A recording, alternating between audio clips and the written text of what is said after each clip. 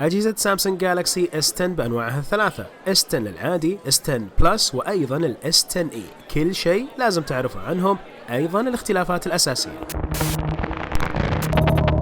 السلام عليكم ورحمة الله وبركاته، أخوكم فيصل السيف من سان فرانسيسكو. إعلان مهم جدا من سامسونج وطرح مجموعة من الأجهزة الجديدة.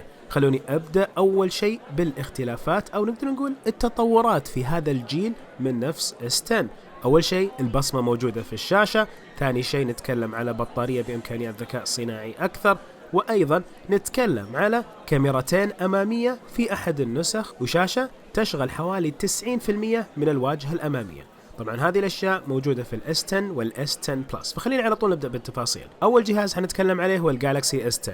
فحجم الشاشة 6.1 إنش كواد HD بلس كيرف دايناميك أموليد، هذا المسمى حقها. كثافة جدا عالية 550 بكسل في الإنش الواحد، وأيضا نتكلم على أبعاد 19:9. الذاكرة الداخلية تجي 8 جيجا بايت، والسعات التخزينية الداخلية 128 جيجا بايت أو 512 جيجا بايت. في كرت مايكرو SD يدعم إلى 512 جيجا بايت من المساحة التخزينية. أيضا موجود بطارية 3400 ملي أمب. البصمة مدمجة في نفس الشاشة، وملاحظين الكاميرا الأمامية جاية دائرة في نفس الشاشة، الزاوية العليا اليمنى. هذه الكاميرا هي كاميرا سيلفي 10 ميجا بكسل بتقنية ال 2PD. فتحة العدسة f1.9 و80 درجة الزاوية حقتها. قبل ما أدخل في التفاصيل الأكثر لهذه الأجهزة، كالعادة دائما أسوي مقارنات، وبإذن الله من الحين بديت أشتغل على مقارنات قوية بين الجالكسي S10 بلس وأقوى الأجهزة اللي موجودة في السوق. فهنا لا تنسى تكون مشترك ومفعل زر الجرس على أساس تعرف أول ما ينزل هالفيديو يجيك خبر. نيجي للكاميرا الخلفية اللي ملاحظين أنها ثلاثية بتقنية الدول OIS. موجود عندكم كاميرا تليفوتو 12 ميجا بكسل أوتو فوكس، فتحة العدسة 2.4 ب 45 درجة الزاوية حقتها، وفيها تقنية ال OIS. أيضا وحدة زاوية عريضة 12 ميجا بكسل، أيضا فيها تقنية الدول لاير، وتتحكم ببؤرة العدسة أو فتحة العدسة f1.5 وأيضا f2.4، تتغير على حسب الإضاءة وحسب الصورة اللي أنت بتاخذها. فيها نظام ال OIS و77 درجة زاوية الرؤية. نيجي لوحدة ألترا وايد عريضة جدا هذه العدسة، 16 ميجا بكسل، فتحة عدسة 2.2 وزاوية جدا عريضة 123 درجة، يقولون أنها تحاكي زاوية العين. برضه موجود عندكم الأوبتيكال زوم إلى 2 والديجيتال زوم إلى 10. المعالج اللي موجود في الأجهزة حيكون أحد اثنين، يا الإكسينوس عندنا في المنطقة العربية أو الكوالكوم عالميا. لو هو 7 نانومتر حيكون 64 بت أوكتا كور، ولو هو 8 نانومتر بيكون 64 بت أوكتا كور. أضافوا فيه تقنيات للواي فاي، الشحن السريع موجود، والشحن اللاسلكي السريع أيضا موجود، ونتكلم على قدرة إلى 12 واط في الشحن اللاسلكي. وموجود في الجهاز أيضا خاصية الشحن العكسي، أوضحها الحين كأول مرة أذكرها هنا، اللي هي يمديك من خلالها تشحن جوالات أخرى تدعم الشحن اللاسلكي، أو أيضا تشحن نفس السماعة أو الساعة الخاصة بسامسونج على نفس ظهر هذا الجوال. السماعة بتزلق شوي كون إنه الملمس جدا ناعم من نفس خلف الجوال، فيبي لك تحط الجوال على سطح مستوي. الألوان الأساسية يا أبيض يا أسود يا أخضر يا أزرق، هذه الألوان الأساسية متوفرة لكل الموديلات حقات الS10، سواء البلس أو الإي أو هذا الأساسي. الأخ الأكبر لهذا الجهاز هو الجالكسي S10 بلس، شاشة حتكون عندك أكبر 6.4 إنش، نفس نوع الشاشة للجالكسي S10، فهي كواد HD بلس كيرف دايناميك أموليد 19:9 الأبعاد، وكثافة الشاشة نفسها 438 بكسل في الإنش الواحد. الكاميرات اللي ورا نفس الجالكسي S10، التليفوتو الزاوية العريضة والزاوية العريضة جدا، ولكن لما نجي على الكاميرات الأمامية ففي عندك هنا كاميرتين. على أساس كذا القطع اللي موجود في الشاشة يستوعب كاميرتين. كاميرا سيلفي 10 ميجا بكسل، فيها تقنية الدول فوكس، فتحة عدسة 1.9 وزاوية 80 درجة، وكاميرا ثانية RGB للعمق 8 ميجا بكسل، فتحة عدسة 2.2 90 درجة. الكاميرات بتعطيك بعد أكثر مع العمق وتضبيطات على أساس صور السيلفي. نروح الذاكرة الداخلية فهي 8 جيجا بايت. تبي 8 جيجا بايت، السعة التخزينية حتكون يا 128 يا 512 جيجا بايت. أما ال 12 جيجا بايت كذاكرة تيجي معاها تيرا كامل كسعة تخزينية.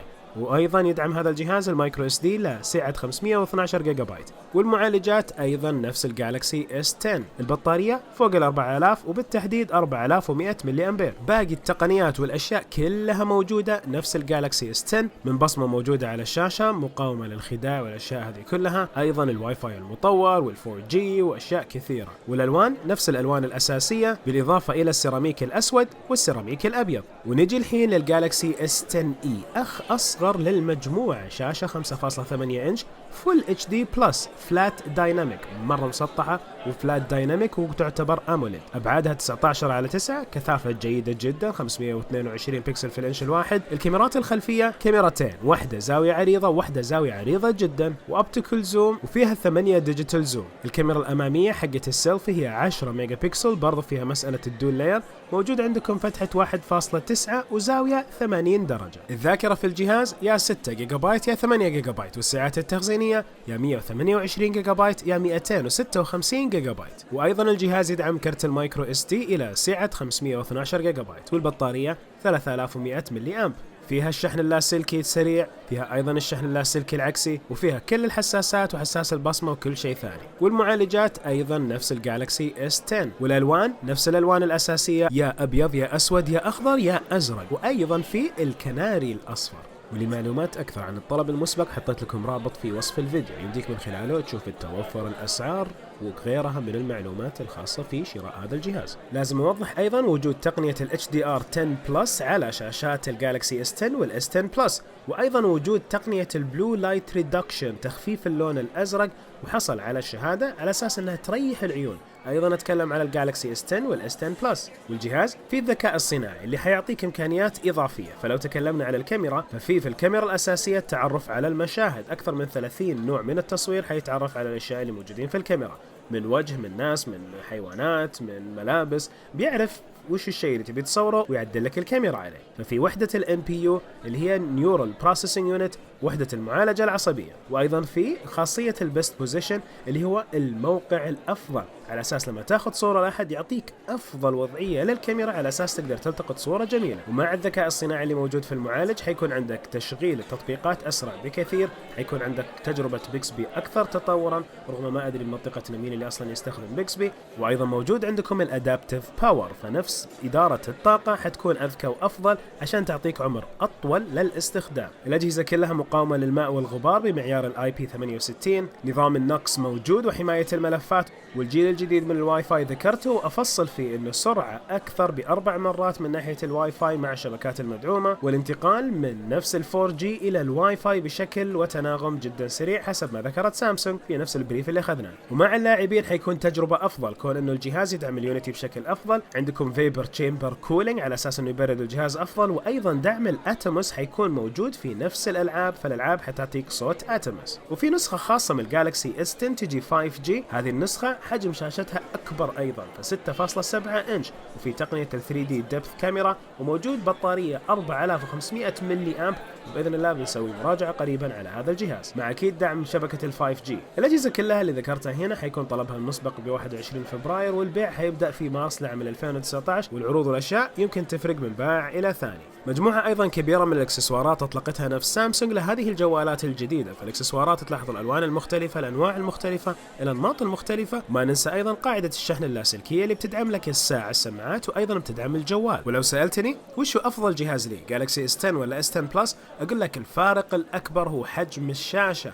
إذا أنت تفرق معاك حجم الشاشة ويدك ما حتكون معاك مرتاحة في نفس الجالكسي S10+، فلا، يمكن ال S10 أفضل لك، رغم أنك حتضحي بالكاميرا الأمامية الثانية والسعة الأكبر للبطارية. والنسخة حقت الجالكسي S10e يمكن هي نسخة مخففة، بعض الناس بتعجبهم هذه النسخة، خاصة أنه ترجعنا لحجم ال 5.8 إنش، أحجام ما صارت تلاقيها كثير في السوق، وتعطيك أيضا شاشة كبيرة. ولو سألت أيضا وش التطورات الفعلية اللي صارت على الأجهزة، يمكن ما في تطورات ملحوظة ضخمة غير حجم الشاشة اللي اختلف والبصمة اللي اندمجت في الشاشة. والكاميرات الثلاثية الخلفية. فهذه التغيرات بتكون مفيدة لبعض الناس اللي يبحثوا على نفس منظومة الجالكسي، يبحثوا على ال1 UI اللي هو نفس الواجهة التشغيلية وآخر أنظمة أندرويد اللي تكون موجودة على الجهاز الأندرويد باي. استجابة البصمة في الشاشة كانت جيدة جدا، وأكيد حيكون عندي تجارب أكثر وتحديات أكثر لهذا الجوال مع غيره من الأجهزة اللي موجودة حاليا في السوق. ومن ناحية الأسعار فبحطها في وصف هذا الفيديو أول ما أعرف الأسعار بإذن الله بشكل رسمي. الأجهزة كلها فيها منفذ اليو اس بي تايب سي، وأكيد موجود عندكم منفذ السماعة ما راح. وترتيب الأزرار نفس الجيل الماضي، اليمين موجود عندكم زر الباور، على اليسار زر رفع وخفض الصوت فوق، وتحته موجود زر بيكسبي. القطع اللي موجود في الشاشة مع المحتوى يمكن ما حيفرق معك كثير، وهي تظل على حسب نوع المحتوى. حطيت لكم شاشتين الجالكسي S9 بلس والجالكسي S10 بلس جنب بعض، شغلت تقريبا نفس الحلقة بنفس الوقت والمكان. والشاشة الأكبر بالنسبة لي تجربتها أجمل، كون ألوان أكثر دقة، وبرضو الشاشة الجديدة كانت أجمل من ناحية الألوان، هذه حقت الجالكسي S10 بلس. برضو شاشة الاختصارات موجودة، القوائم كلها سويت لكم إياها بالعربي عشان تشوفوها، وأنماط التصوير برضو صورت لكم إياها، وهذه بعض الصور اللي التقطتها بنفس الجوال من كاميرا السيلفي. الجالكسي S10 بلس مريح في اليد، كوني تعودت على النسخ الأكبر من نفس الأجهزة، فتعودت على استخدام الجالكسي S9 النوت 9، فتجربة الشاشة الأكبر بالنسبة لي أريح وأفضل. أعرف أني أقدر أفصل الشاشة جزئين، أقدر يكون عندي تعدد مهام أكثر وإتمام لأعمال أكثر على هذه الأجهزة. ونهاية الفيديو بإذن واحد أحد أبشروا من عيوني مجموعة مقارنات احترافية زي ما عودتكم، ولا تنسوني أنتم من اللايك والاشتراك والأشياء هذه كلها. في نهاية الحلقة وكل حلقة قل لي وش الجوال اللي تبيني أتحدى فيه نفس الجالكسي S10 بلس بالتحديد، وسبحانك اللهم وبحمدك أشهد أن لا إله إلا أنت أستغفرك وأتوب إليك. ومعليش صوتي مزكم شوي، تغيرات الجو يا جماعة، فأعتذر منكم.